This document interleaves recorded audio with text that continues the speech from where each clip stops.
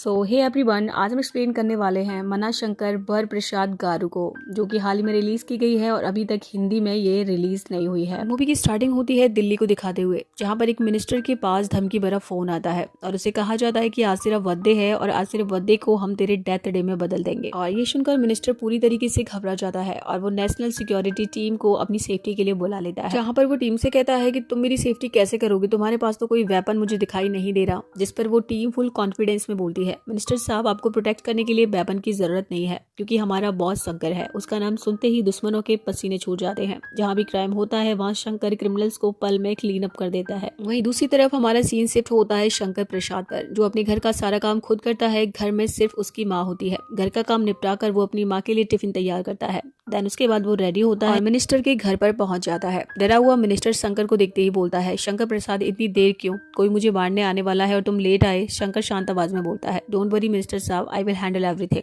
तभी अचानक गैंग घर में घुस जाती है। सबको लॉक कर दिया जाता है। शंकर के हाथ पैर बांध दिए जाते हैं। घबराहट में मिनिस्टर सोचता है कि आज उसका लास्ट डे हो सकता है, लेकिन शंकर फिर सारे गुंडों को बेरहमी से बीट डाउन करता है और मिनिस्टर को राहत मिलती है और शंकर उसके काफी ज्यादा करीब आ जाता है। उसी रात मिनिस्टर के घर बर्थडे पार्टी होती है। शंकर भी उस पार्टी में जाता है और वहां पर खुलकर डांस करता है। पार्टी खत्म होने के बाद वो मिनिस्टर के साथ बैठकर ड्रिंक कर रहा होता है। मिनिस्टर तभी शंकर से उसकी ईमानदारी और पर्सनल लाइफ के बारे में पूछता है। देन उसके बाद शंकर थोड़ी सी ड्रिंक और करता है और उसके बाद अपनी फैमिली के बारे में बताना स्टार्ट करता है। और इसी के साथ हमारी कहानी फ्लैशबैक में शिफ्ट हो जाती है, जहाँ पर हमें इंडिया में जीवीआर नाम का एक पावरफुल और बेहद रिच बिजनेस टाइकून दिखाया जाता है। उसकी इकलौती बेटी है शशि और उसी दिन उसकी एंगेजमेंट सेरेमनी रखी गई होती है। ड्यूटी के तहत शंकर अपने डिपार्टमेंट के सीनियर ऑफिसर के साथ उस एंगेजमेंट फंक्शन में आता है। शादी एक बड़े बिजनेसमैन फैमिली में फिक्स की गई होती है, लेकिन शशि इस डिसीजन से बिल्कुल भी खुश नहीं होती। उसकी अनकंफर्टेबल स्टेट शंकर नोटिस कर लेता है और बिना बोले उसे साफ कह देता है कि गलत शादी लाइफ टाइम प्रॉब्लम बन सकती है। शशि उस इशारे को समझ जाती है, स्टेज पर जाकर शादी के लिए मना कर देती है और वहीं पर वो एंगेजमेंट रुक जाती है। और इसी के साथ यहीं पर सीन कट हो जाता है। देन इसके बाद सीन शिफ्ट होता है तमिलनाडु में। वहाँ भी एक वेडिंग फंक्शन चल रहा होता है, जिसमें शंकर शामिल होने के लिए आता है। फंक्शन में एक गाना प्ले हो रहा होता है और गाना सुनते ही शंकर को फील होता है कि शायद शशि यहीं मौजूद है और इसी शक में वो उसे ढूंढने लगता है। और कुछ ही देर में उसकी नजर उस पर पड़ती है। उसका अंदाजा बिल्कुल सही निकलता है, शशि सच में उस वेडिंग फंक्शन में आई होती है। और यहाँ भी शंकर और शशि बिना बोले सिर्फ आई कांटेक्ट से कनेक्ट करते हैं और यहीं पर सीन कट हो जाता है। देन उसके बाद हमारा सीन शिफ्ट होता है केरल में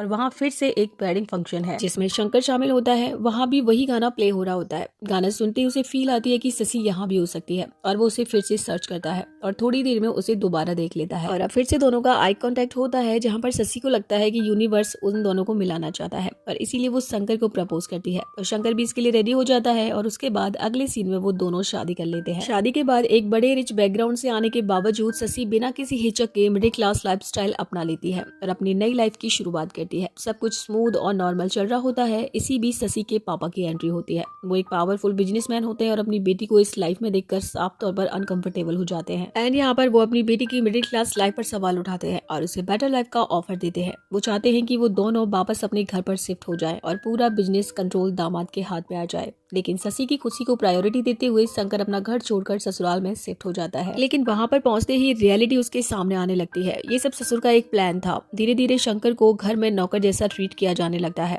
और इस बिहेवियर का असर उनके रिश्ते पर भी पड़ता है और शंकर और शशि के बीच टेंशन और क्लेश बढ़ने लगता है। एक दिन शंकर और शशि के बीच सीरियस वाला मैटर हो जाता है और इसी दौरान शशि के पापा बीच में इंटरफियरिंग कर देते हैं। बात बढ़ते बढ़ते सिचुएशन एस्केलेट हो जाती है। गुस्से में शंकर शशि के पापा को एक थप्पड़ मार देता है और ये मूवमेंट सब कुछ बदल देता है। और इस इंसिडेंट के बाद घर का माहौल पूरी तरह टॉक्सिक हो जाता है। शशि और शंकर के रिश्ते में ट्रस्ट क्रैक होने लगता है और यहीं से उनके बीच दूरियां बढ़ने लग जाती है। समय के साथ सिचुएशन और भी ज्यादा खराब हो जाती है। शशि शंकर को ऑफिस ले जाकर अपने पापा से सॉरी बुलवाती है। शंकर उसकी खुशी के लिए उसके पापा से सॉरी बोल देता है, लेकिन यहाँ पर दोनों के दोनों यानी पापा और बेटी मिलकर शंकर की काफी ज्यादा इंसल्ट करते हैं, वो भी पब्लिकली। अब यहाँ पर इमोशनल ब्रेकडाउन हो जाता है शंकर का और वो कंट्रोल खो देता है और सबके सामने शशि को थप्पड़ मार देता है। यही पॉइंट रिश्ते को पूरी तरह मोड़ देता है। इसके बाद सेपरेशन हो जाता है। दोनों अलग हो जाते हैं, लेकिन उनके दो बच्चे होते हैं, एक बेटा और एक बेटी। सेपरेशन के बाद शशि शंकर को पूरी तरह अवॉइड करती है और वो बच्चों को भी उससे दूर रखती है। वो बचपन से ही उनके माइंड में शंकर के खिलाफ नेगेटिव इमेज सेट करती रहती है। खैर, इसी के साथ हमारी कहानी प्रेजेंट में आ जाती है, जहाँ पर शंकर मिनिस्टर से बोलता है कि वो बस एक बार अपने बच्चों को देखना चाहता है। इसलिए वो उससे कहता है कि मैं 1 हफ्ते की छुट्टी ले रहा हूँ, क्योंकि शशि ने मेरे दोनों बच्चों को कोलकाता के एक बोर्डिंग स्कूल में एडमिशन दिला दिया है और उसका इंटेंशन बच्चों को बिना पहचान बताए देखना होता है। और अब मिनिस्टर भी उसका पूरा साथ देता है। नेक्स्ट सीन में शंकर अपनी पूरी टीम के साथ उस बोर्डिंग स्कूल में पहुंच जाता है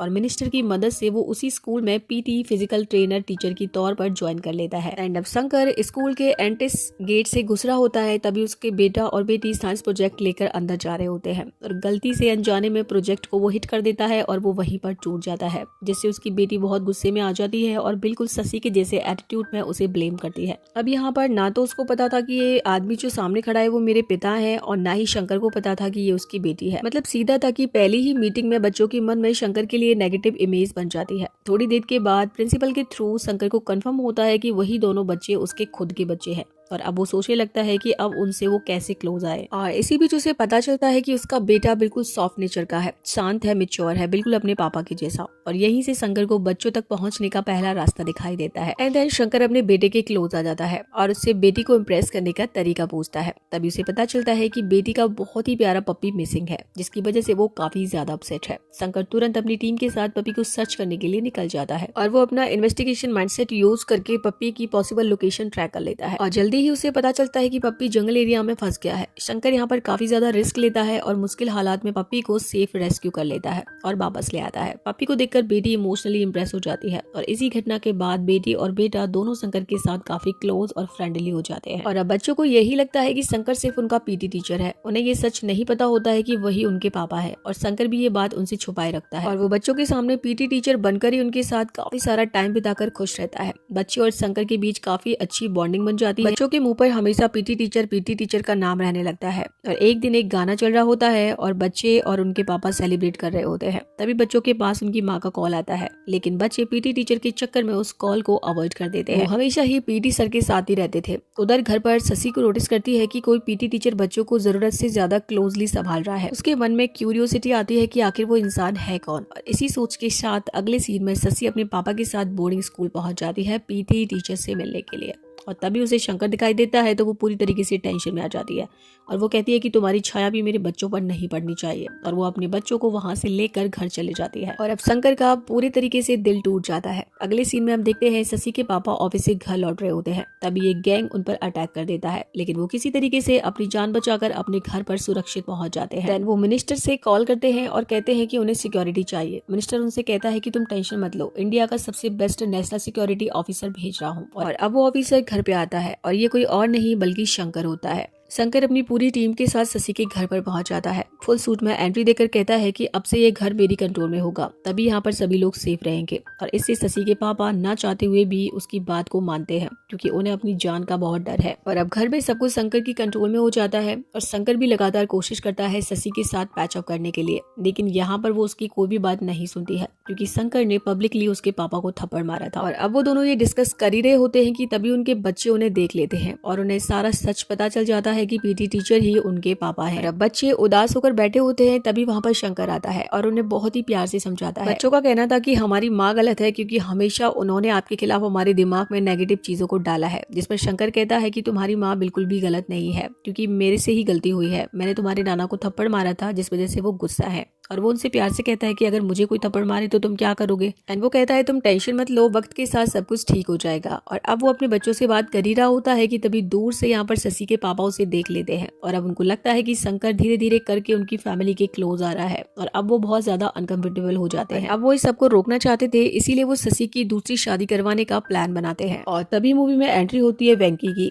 वेंकी एक बहुत अमीर आदमी है, हेलीकॉप्टर से फुल ड्रामा एंट्री करता है। हीरो और उसकी टीम उसे देखते हैं और टीम की एक लड़की तुरंत वेंकी के साथ सेल्फी लेने लगती है। शंकर गुस्से में बोलता है कि वो उसका एनिमी है और शशि से शादी करने के लिए आया है, तुम उसके साथ सेल्फी क्यों ले रही हो। खैर उसके बाद हम देखते हैं रात को शंकर वेंकी को अलग बुलाकर सीधे उससे बात करता है और वेंकी यहाँ पर उसे क्लियर कह देता है कि वो शशि से शादी करेगा। शंकर को यकीन नहीं होता क्योंकि शशि को अभी भी उससे प्यार करती है, उसे ऐसा लगता है। लेकिन यहाँ पर हमें पता चलता है कि नफरत के चलते शशि ने उससे बदला लेने के लिए गुस्से में शादी के लिए हाँ कर दिया है। और अब ये सुनकर शंकर को बहुत गुस्सा आता है और वो एक बार में चला जाता है जहाँ पर उसका सामना वेंकी से दोबारा हो जाता है और अब दोनों साथ में ड्रिंक करने लगते हैं और ड्रिंक पीने का स्टाइल दोनों का सेम होता है। और यहीं पर एक ट्विस्ट खुलता है। एक्चुअली सालों पहले दोनों इसी बार में मिले थे और वहीं से उनकी पहचान भी हुई थी। वेंकी रियलाइज करता है कि उसने गलती की है और वो शशि को अब भाभी मान लेता है। वो शंकर से वादा करता है कि वो उसे वापस शंकर से मिलाने में हेल्प करेगा। यहीं से शंकर और वेंकी अच्छे फ्रेंड बन जाते हैं और एक मस्त सॉन्ग प्ले पर डांस करते हैं। अगले सीन में पता चलता है कि शशि के पापा पर अटैक असल में उनका टारगेट नहीं था, असली टारगेट शशि और उसके बच्चे थे। शंकर उसी गैंग के एक आदमी को पकड़ता है और पूछता है कि क्यों उन्होंने जसी और उसके बच्चे को मारने की कोशिश की। और अब यहाँ पर काफी मारपीट करने के बाद फाइनली वो आदमी अपना मुंह खोलता है और एक छोटा सा फ्लैशबैक दिखाया जाता है।